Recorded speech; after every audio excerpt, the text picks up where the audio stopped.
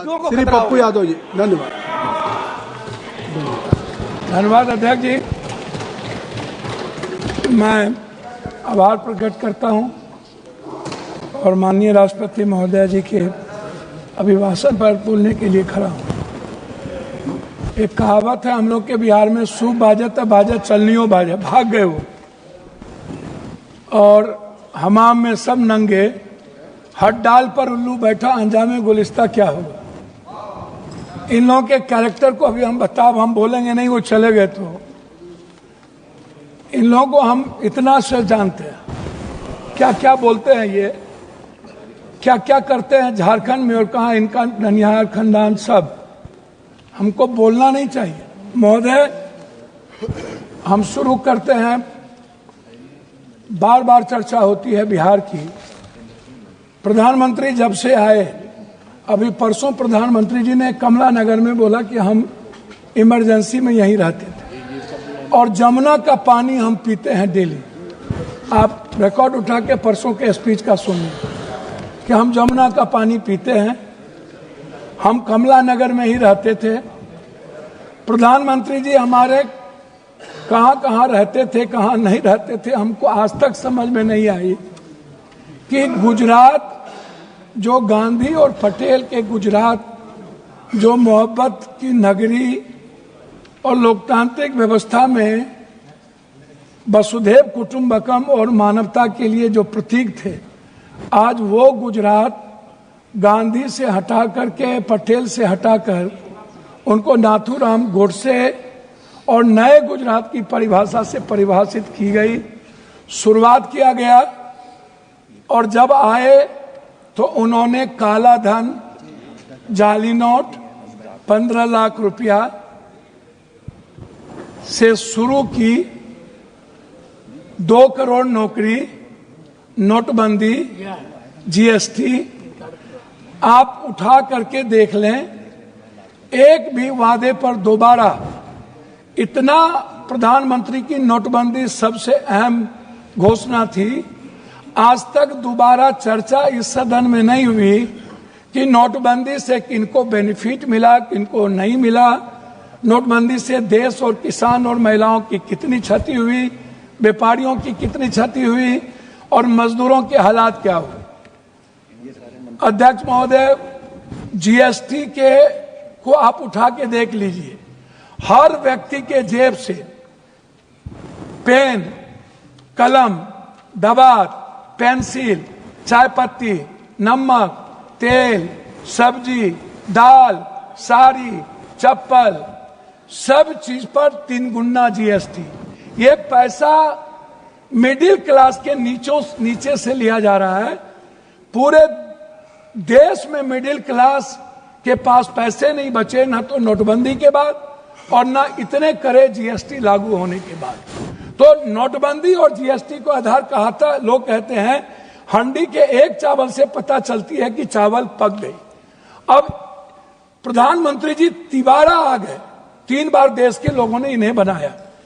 हम आपसे कहना चाहेंगे कि अभी जो कुंभ की बात है, प्रधानमंत्री जी हमारे हिंदू के सबसे बड़े, सनातन के विचारधारा कहते हैं कि मैं सबसे बड़ा हूं।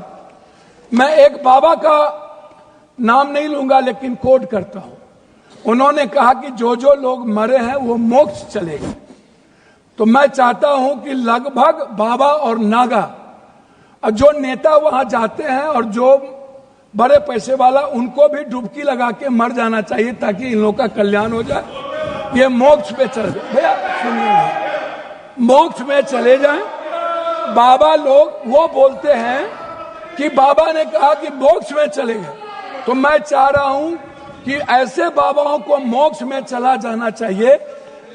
दूसरी बात, मैं अंडरस्टैंड यंग, वो साधु संतों बाबाओं को आशीर्वाद दे रहे हैं, बाबाओं को आशीर्वाद दे रहे हैं। जी जी जी, मैं भैया, दूसरा बात, उन्होंने अंडरस्टैंड यंग को ही उन्होंने 2000 करोड़ का लगभग उन्होंने ठेका दिया, जबकि 13 में 19 में इन्हीं को कुंभ मेला का ठेका दिया गया था।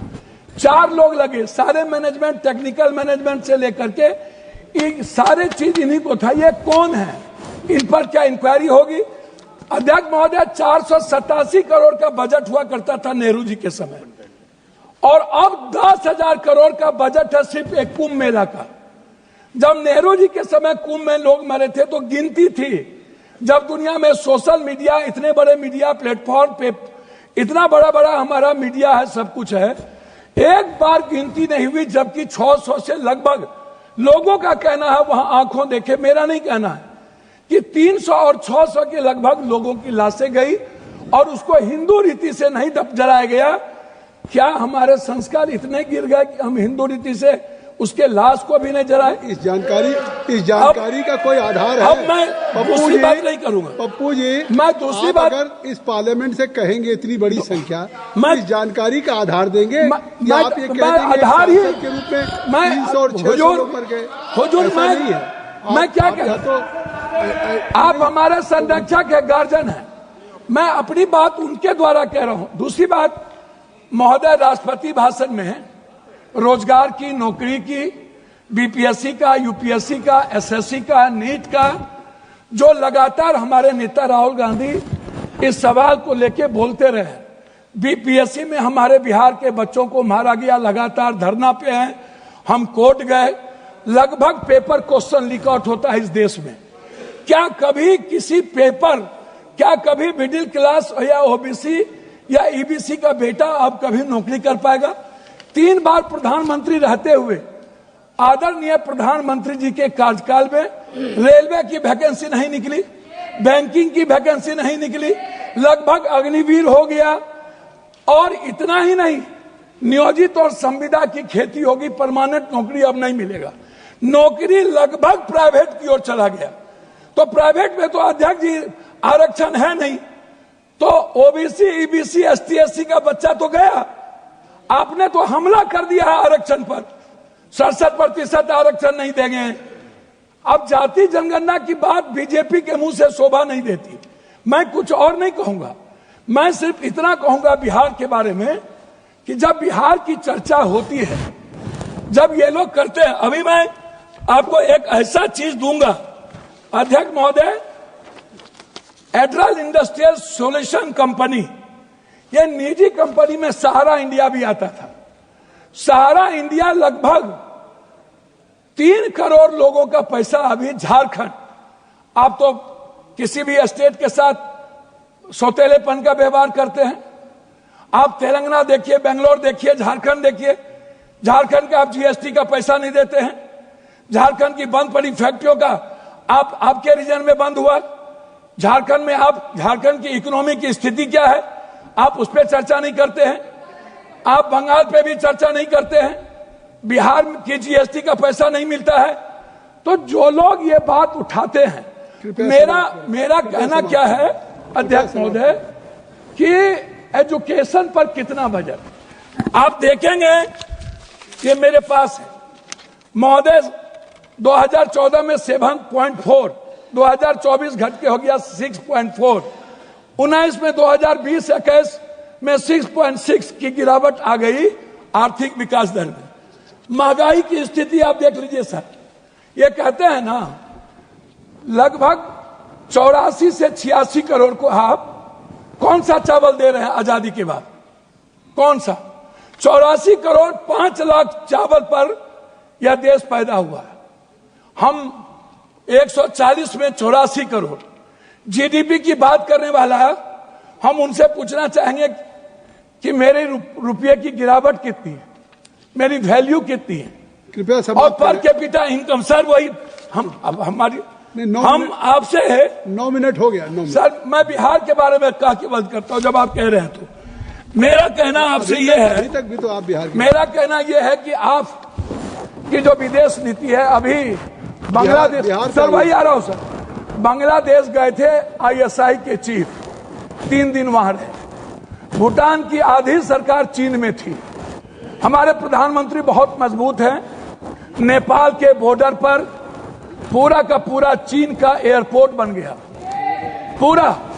सर पोखरा में जाके देखिए, वहां के सैनिक चैन के उतरते हैं। सर एएसआई के एजेंट क्या कर रहा था? सर भूटान के मंत्री चीन में आज 15 दिनों से क्या करते हैं? बांग्लादेश दुश्मन, नेपाल दुश्मन, पाकिस्तान दुश्मन, वियतनाम दुश्मन, वियतनाम चला गया, ताइवान चला गया, चीन हमारा दुश्मन, सबसे बड़ा दुश्मन चीन। अब कंक्लूड सर कंक्लूड करते, प्लीज कंक्लूड। हम सर बिहार के बारे में सिर्फ आएंगे। सर मेरा आग्रह है 2 मिनट सर, 1 मिनट कि बिहार में क्या मिला? सर हम भीख मांगा क्या गया नहीं बिहार मिला? के द्वारा, क्या नहीं मिला? सर मेरी बात सुनिए ना, विशेष राज नहीं मिला, विशेष पैकेज नहीं मिला, बंद पड़े फैक्ट्री, डालमिया नगर से शुरू करता हूं, चीनी मिल, पेपर मिल, दालचीनी मिल, सिल्क मिल, बंदूक फैक्ट्री, आप उठाइए, आप उठा करके देखिए, सिल्क मिल, जूट मिल। सर मेरे यहां बनमनखी में चीनी मिल बंद हो गया। जब फैक्ट्रियां नहीं रहेगी, जब फूड प्रोसेसिंग पर हम फैक्ट्रियां नहीं देंगे, जब हम मछली उत्पादन को फैक्ट्रियां, बार बार चर्चा होती है। सर मैं बात को खत्म कर रहा हूं, मैं अपने क्षेत्र की बात करूं। सर मैंने अपने क्षेत्र में मैंने कहा कि हमारा जो बॉर्डर है बांग्लादेश नेपाल, इस इलाके में एक एम्स मैंने पूर्णिया के लिए मैंने डिमांड किया। मैं सभी जगह सब स्टेट में 2-3 हाई कोर्ट बेंच है, लेकिन मैंने आग्रह किया कि हाई कोर्ट बेंच हमको कम से कम पूर्णिया में। सर 1 मिनट करेंगे श्री के सर, एक मिनट सर, 1 मिनट अपनी बात हमने मांगा हमको हाई कोर्ट बेंच दिया जाए। सर हाई कोर्ट बेंच अभी तक आ गई आपकी बात। सर 1 मिनट सर, 1 मिनट आपकी बात हमने IIT की बात हमने की सर पूर्णिया के लिए। सर 1 मिनट, हम पूर्णिया में आप कहते हैं मखान बोर्ड, मैं कहता हूं सर दुनिया का 94% कोशिश सीमांचल मिथिलांचल में होता है, तो बोर्ड गठन से नहीं होगा सर, हमारी प्रोडक्ट से हमारा सर उत्पादन की बात मैं कर रहा हूँ, लास्ट कर रहा हूँ सर हाफ मिनट मिला, हाफ मिनट सर मैं मक्का और मखान और दूध की प्रोसेसिंग पर मैं आपसे सिर्फ आग्रह करूंगा। हमारा इलाका सबसे गरीब है, सबसे ज्यादा पलायन है। सर मैं एक डिमांड करता हूं आपके द्वारा कि हमें पूर्वांचल के लिए एक मंत्रालय का यहां से गठन हो, जो हमारे पूर्वांचल का विकास नियमित हो। दिल्ली में पूर्वांचल के लोग आते हैं, वो बहुत परेशान हैं। मेरा आग्रह है कि पूर्वांचल मंत्रिमंडल का गठन हो और वहां से विकास हो। धन्यवाद सर। श्री के सुब्रमण्यन जी। Speaker sir,